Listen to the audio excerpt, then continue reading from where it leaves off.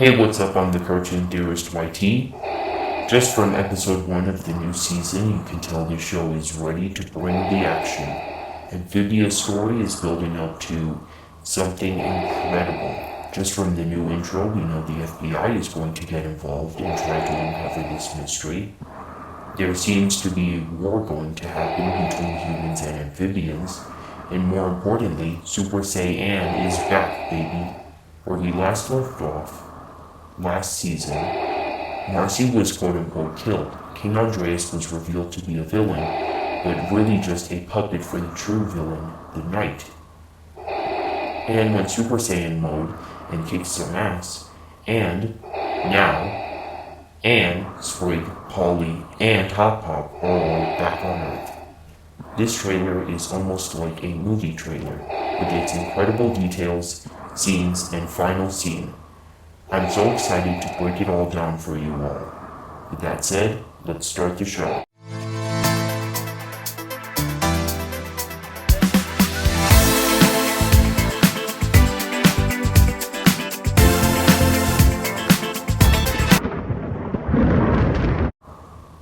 We start the intro from what has happened so far.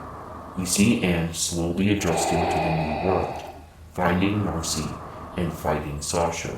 We go from the zooming out of Warwood at the end of Season 1 to the flying castle in Utopia.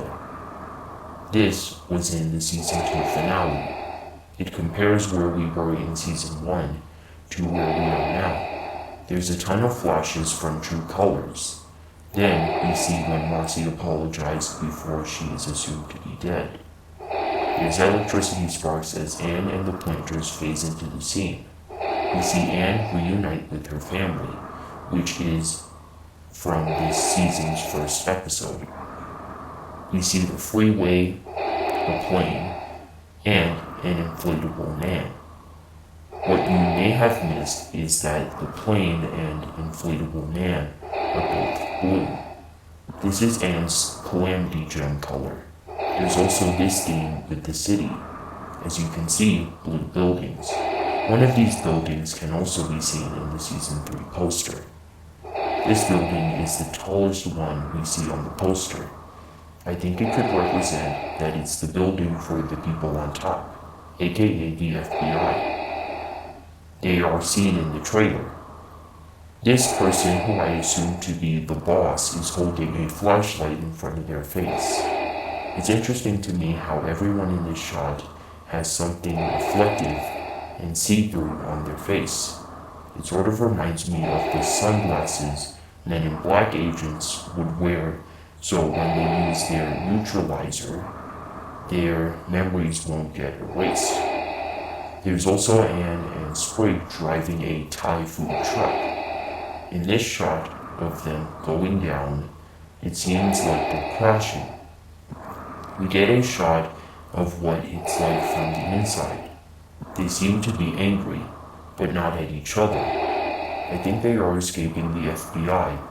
The reason I predict this is due to there being a noticeable detail that there's only ice in the truck.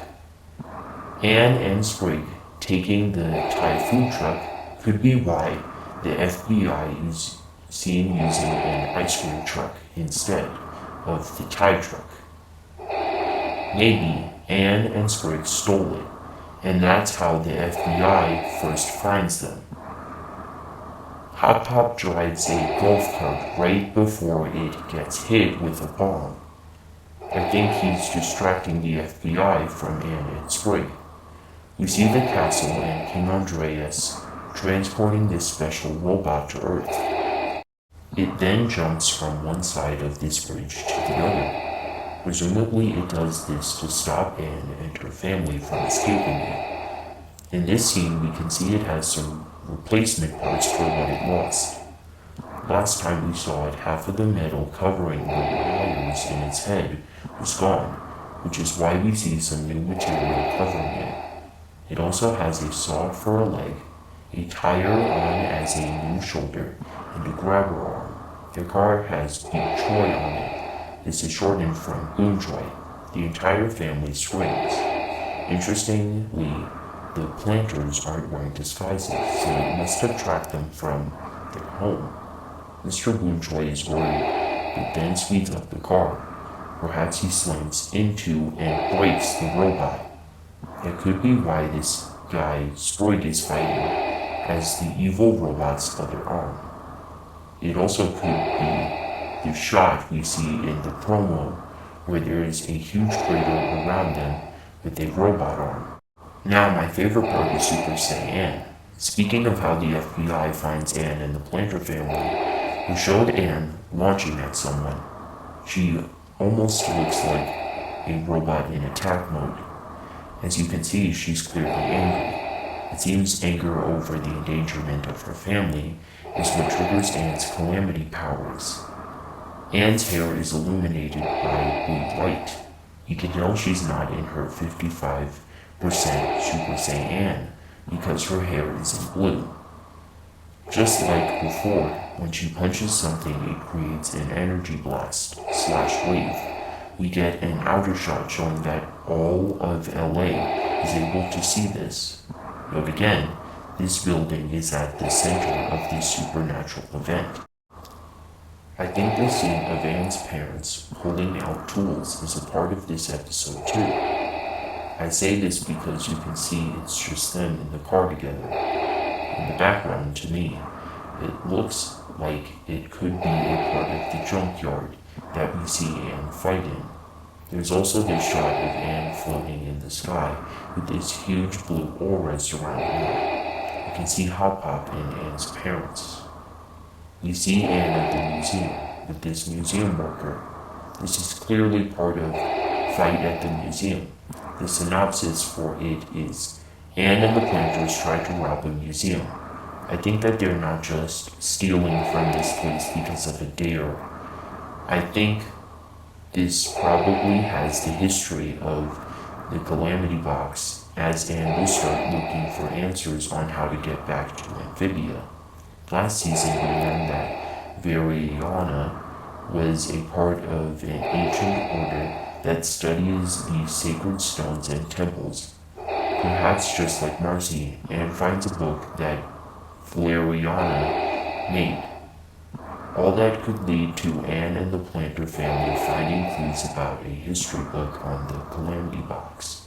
This item or book could explain as to why Anne said in episode 1 of this season that she felt bad while using these powers. It's my own little theory that that's because it is meant for amphibians, more specifically the Knight. I have concluded this due to the way she hops in her Super Saiyan form, and the fact the Knight feels so strongly that Anne, Sasha, and Marcy can't have these powers. It's also that behind the title of the show, you can see an amphibian creature and a depiction of all 3 girls, so that amphibian could very well be the Knight. Going back to where we left off, last season, Grime throws Sasha out the broken window as they both escape. He has the Barrel's Warhammer with him. This is no doubt from episode 2, Turning Point. The synopsis for that is Sasha and Grime escape from Andrias and hide out in Wartwood. We see another shot of Sasha in Wartwood. She raises her sword to the sky, saying something probably inspirational. She is in front of the town sign, slow to accept and even slower to respect. I think this will be a great scene because it shows a small detail about how Sasha lied. Last season, she manipulated Anne into getting Sasha and Grime the throne. The town people last saw her, though, fighting Anne. They almost think she's dead because of the fact they never saw Grime save her from falling from the roof of Toad Tower. Side note, due to the sun setting, I feel there's going to be some sort of montage after this. Also, it seems Sasha lost her other sword. Hopefully we see her double-wielded again. We also get a scene of Sasha entering the abandoned Planter family home. She goes to Anne's room, aka the basement, and almost steps on Anne's journal. that represents how she's almost ruined their entire friendship. She reads the journal, and we don't see her face. I don't remember any time we learned about Anne having a journal, but let me know if we have before.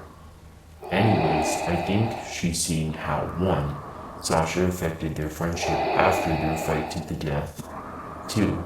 How Anne felt when Sasha let go of her and almost died because of it, and how Anne was really excited to be friends with Sasha again. That would ultimately change her character in a major way. For 1, the better, as this would be what makes her realize all the bad things she's done. The word subject is crossed out, only leaving the number 1. This represents her one last chance with Anne, a chance to become friends again. More on that later. There's also some details with the journal, like the fact that it's purple, which at night is the color of Sasha's red/pink gem. The stickers are important. The first sticker is a frog, representing Amphibia. There's a star, which could represent the secret message in King Andrias' book that says, 3 stars burning bright come from beyond to expel the night. Should they fight or embrace, their choice will determine all. These 3 stars are Anne, Sasha, and Marcy, of course. This is a message that if they defeat the night, working together, they may win. The cloud with thunder represents how Anne's negative feelings caused the thunder to come out. Speaking of thunder, there is a yellow-colored tab. I think this will be Anne talking about her boost of strength after fighting the veggie monster. There's a purple flower representing not only how Anne blossomed these past seasons, but with the color purple representing how Sasha did too. It also represents Marcy's metamorphosis, from normal teenager to warrior to her next form as the new puppet of the night. Speaking of which, we get this post-trailer scene of someone saying, quote, "Don't you think it's time to say goodbye to those childhood friends of yours?" I think this could be Marcy's dad because of the fact we learned Marcy's family was going to move. This could be the conversation between Marcy and her parents that we didn't get to see. It could also be Sasha's dad, as she seems like she comes from a rich family. But then again, in an interview with Matt Brawley and Dana Terrace, Dana was talking about how bullies can come from parents. And he shares, you will meet, though, in your life, who have wonderful parents and they're just assholes. So it might just be that's who she is. Anyways, the big thing we see is Marcy in this red suit. As the night's 10 eyes open, she smiles and it ends. And so does this video. Let me know what you think in the comments down below. Would you like me to do more trailer breakdowns, or would you rather I stick to the theories? With that said, this has been very hard to work on, and stay tuned.